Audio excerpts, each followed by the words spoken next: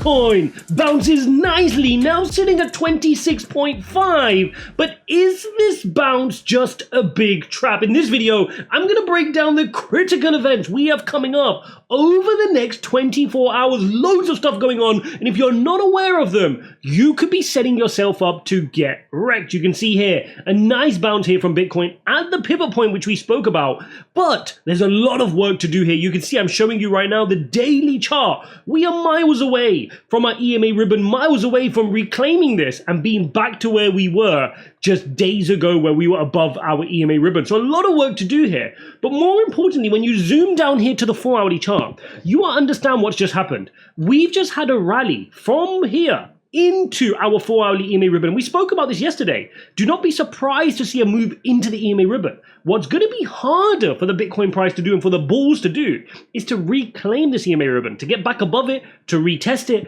and then work its way above. So I'm expecting a lot of resistance up until 26.8. If we can get the price back above 26.8 here on the 4-hourly, that's going to be a major coup. If we can get a 4-hourly close above the EMA ribbon. If none of this stuff makes sense, Ijaz.uk/TA is where you're going to go to learn everything, so all these daily updates make sense and you're trading the markets effectively. And so if we zoom down here into the hourly, you'll see exactly what happened over the last 24 hours or so. We managed to reclaim the hourly EMA ribbon. Remember, the hourly EMA ribbon is not as important as the 4-hourly, which is not as important as the daily or the weekly, right? It goes in order of time frame, which is much more important. But here on the hourly, we did get above it, we managed to retest it, and we're sitting nicely above it now. But that's got to convert into reclaiming the 4-hourly EMA ribbon. But here's why I'm not convinced. Because if I jump down here onto the 4-hourly chart, the same chart, the 4-hourly chart here for dollar index, the dollar index is showing really good strength here above its 4-hourly EMA ribbon. Look how it's rode this EMA ribbon.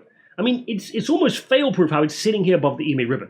And in doing so, it's broken out from the bigger trend here on the daily chart, right? You can see it's above this channel. So even if the dollar index here had a little bit of weakness to the downside, you would back the dollar index to retest here and bounce to the upside, right? That's what the dollar index wants to do. And we know the dollar index is inversely correlated to crypto.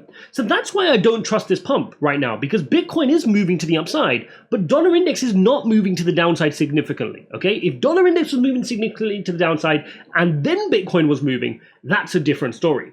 Now, what's interesting is if you jump into the traditional markets, you saw a crazy day yesterday, right? You saw NASDAQ moving up 1.6%, 1.1 on the S&P, and the Dow Jones moving 0.5. I'm going to explain why. The main reason why was Nvidia. We spoke about this in our Telegram group at the start of the week, Ijaz.uk/TG, and also on Twitter at RealIjaz1, and we spoke about the fact that this was going to be a huge catalyst if you wanted to trade any of the crypto AI plays, but just more generally for the market. The fact that Nvidia smashed their earnings led to risk rotating somewhat on. So it's not that the dollar index was weakening that led to this pump yesterday. It's that Nvidia specifically delivered really good earnings, which could single-handedly keep us here in a positive mindset. So this is important here, that Nvidia's crossing the $1 trillion market cap again, and really showing good progress. They could carry this whole tech sector, which could see a bit of rotation to risk on, which could help Bitcoin.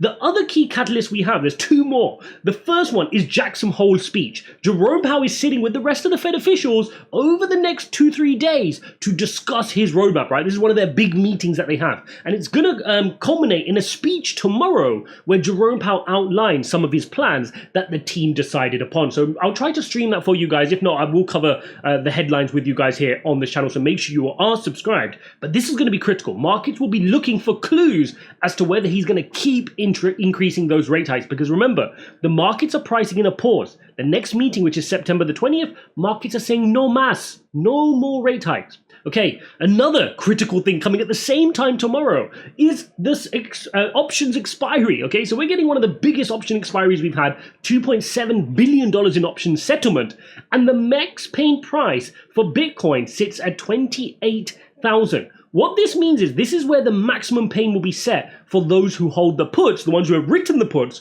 to push the price up to there, to put the buyers of the puts in the maximum amount of pain. So there's this theory in options trading that sometimes the price can pump to the max pain price, 28,000, before then settling off. So we may see a very quick, rapid pump over the next 24, 36 hours up towards 28,000. Ethereum's max pain price is sitting at 1,800. Now this doesn't always play out, but just thought I'd share it with you guys anyway. Huge options expiry tomorrow, which which will create a lot more volatility and trading opportunities as well. Okay, fear and greed index, you can see climbing up a little bit after the pump yesterday, sitting now at 41 versus a couple of days ago being at 37. Markets are okay, right? It's not crazy fear like we saw in the depths of the bear market, but they're a little bit tentative, and that's understandably so when you look at the price point of Bitcoin. Now guys, as a reminder, you do have a few days left here to go and claim your free money from Bybit. Ijaz.uk/Bybit, or use the link in the description to go and get your summer deposit, okay? You can get $25 if you deposit $100 of any coin, deposit it and you're free to withdraw. Check that out, link is in the description. What am I looking for here on the Bitcoin price? If we jump here onto the daily chart, I'm still expecting a little bit of rejection, guys, to be completely honest with you. I can't see here how Bitcoin can move all the way up here. Let's say we did move up here due to the options expiry or the Jackson Hole Symposium, yes, as for tomorrow. I'm still expecting a rejection from the EMA ribbon. So for me, I'm looking to see, okay, how far can this relief rally go? And then are we going to push down lower for 25 after getting rejected from, let's say, 28? So that's the scenario I'm looking out for here on the short term. Now that rejection might come sooner. That rejection could just come now and send us straight down now. So if we reclaim the 4-hourly EMA ribbon and do something like this, then I'll say, okay, maybe that can translate to a daily retest of the EMA ribbon. But until we reclaim that EMA ribbon, I'm keeping my mindset bearish for lower price points to get ready for some DCAs. What the bulls need to do to change this around is, one, they need to get the daily RSI out of the oversold territory. They need to start pushing this back to the upside. They need to reclaim this daily EMA ribbon, and that sits at 28.5. So there's a lot of work to do from 26.5 to 28.5 to change my mind on this downside. Now here's where it gets even more worrying. If you look at it from a weekly perspective, on the weekly chart, you can see here, we've lost our weekly EMA ribbon, right? Yes, we're opening up a green week here this week, but it's only 1.2%. To reclaim this, we need to be back above 27.7 by the end of this week.